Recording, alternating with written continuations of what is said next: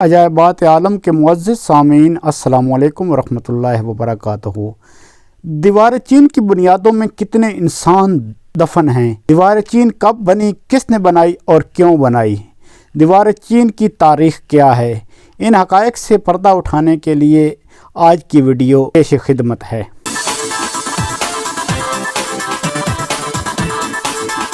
انسانی معاشرے کی تاریخ زمانہ قبل اس تاریخ سے ہی خانہ بدوش حملہ آوروں اور متمدن انسانی آبادیوں کے درمیان آویزشوں اور چپکلشوں کی کہانی ہے۔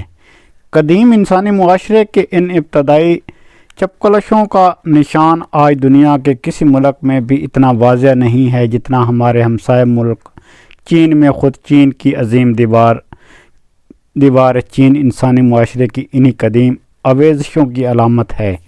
یہ عظیم عجوبہ روزگار دیوار جو مہذب انسانی آبادیوں کو وحشی پن اور تاتاری خانہ بدوشوں کی یورشوں سے بچانے کے لیے 3 صدی قبل از مسیح میں تعمیر کی گئی تھی، شمالی چین کے پہاڑوں سے بل کھاتی ہوئی وسطی ایشیا کے دور دراز علاقوں تک چلی گئی ہے۔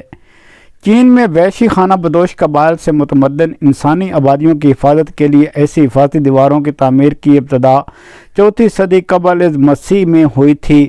بعض مورخین کے نزدیک حفاظتی فصیلوں تعمیر کرنے کا آغاز چین کے شہر کے گرد حفاظتی فصیلیں تعمیر کرنے کا نقطہ آغاز ثابت ہوا۔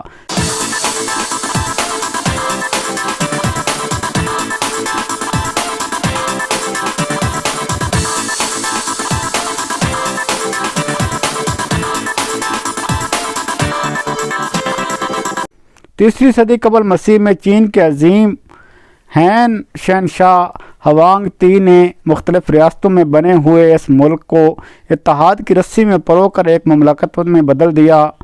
221 قبل مسیح میں اس سارے چین کا شہنشاہ تسلیم کر لیا گیا۔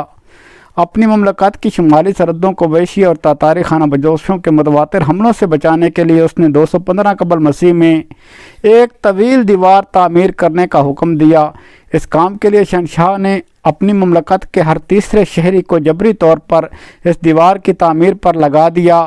کہا جاتا ہے کہ 3 لاکھ سے زیادہ انسانوں نے مسلسل 10 سال تک اس کی تعمیر میں حصہ لیا۔ اس دیوار کے متعلق حیرت انگیز بات یہ ہے کہ اس کی تعمیر پر اٹھنے والے خرچ میں شہنشاہ کے خزانے کا تمام تر روپیہ صرف ہو گیا۔ اگرچہ یہ دیوار صرف مٹی اور پتھروں اور جبری مشقت سے تعمیر کی گئی تھی اور اس دیوار کے صرف کچھ مشرقی حصے ہی اینٹوں سے تعمیر کیے گئے تھے، شہنشاہ شی ہوانگ تی اس دیوار کی تعمیر اور اتحاد چین کے علاوہ تانبے کا ایک نیا سکہ جاری کرنے، ریشم کو رواج دینے، اوزان اور پیمانوں کو ایک معیار پر لانے، ایک بڑی نہر اور کئی شاہراہیں تعمیر کرنے کے لیے بھی مشہور ہے۔ اس کے عہد میں 213 قبل مسیح میں وہ فرمان جاری کیا گیا جسے کتابوں کی آتش زنی سے تعبیر کیا جاتا ہے۔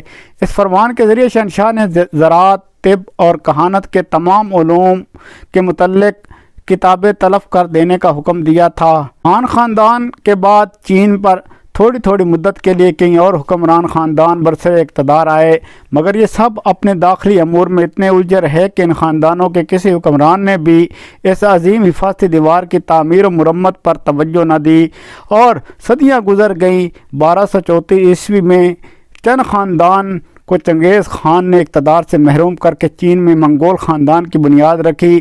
چنگیز خان کی تاتاری افواج عظیم دیوار چین ہی کو روند کر شمالی سرحد سے چین میں داخل ہوئی تھی۔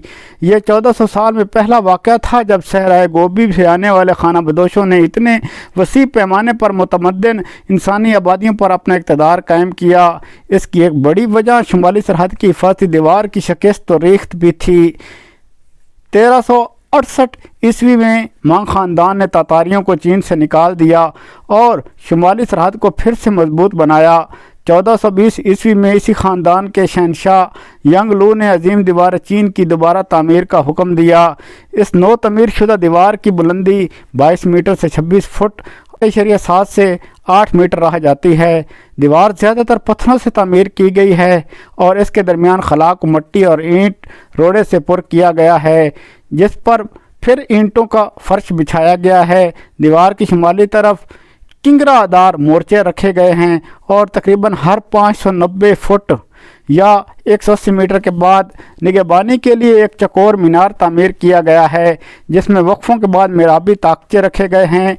इन्हीं मीनारों की छतों पर मुशाहदे के लिए बाला खाने भी तामीर किए गए हैं। अहम दर्रों, ख़ास तौर पर पैकिंग के शुमाल में कारवानों की गुज़रगाहों के करीब दीवार को दुगना या सहगुना शाखें तामीर की गई हैं, जिनसे ये मकामात वैशियों के हमलों से मामून हो गए थे। अपनी तमाम पेचीदगियों के साथ ये दीवार तकरीबन 1,57,59,318 क्यूबिक फुट पत्थर और ईंटें सरफ हुई हैं।